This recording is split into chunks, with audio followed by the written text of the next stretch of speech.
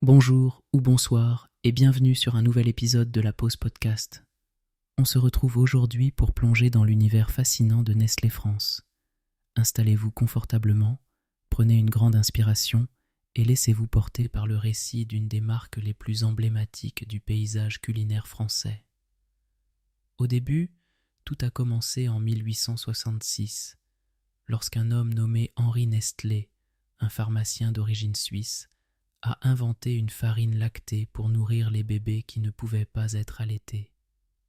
À cette époque, la mortalité infantile était un vrai fléau en Europe.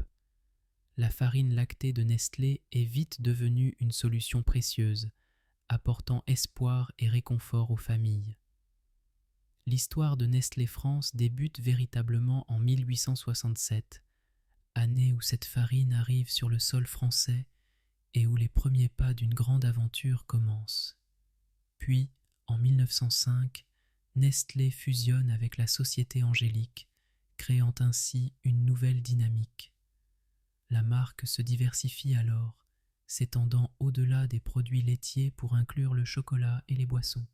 Les années 30 marquent un tournant avec l'introduction de la poudre de lait non sucrée, une innovation qui va transformer les habitudes alimentaires.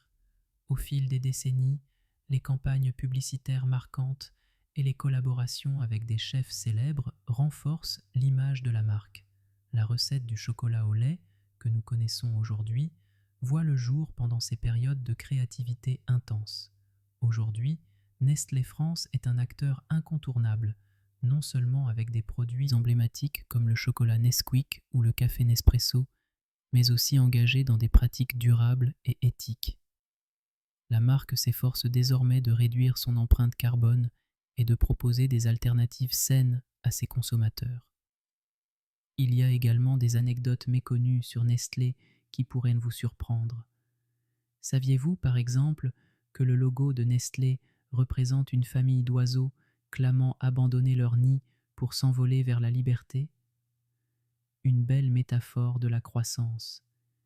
Et une autre histoire nous rappelle que dans les années 70, une erreur de marketing a conduit les consommateurs à croire que Nestlé était responsable des pénuries de lait poudre dans des pays en développement, créant une controverse qui a finalement changé la manière dont l'entreprise engage avec les communautés.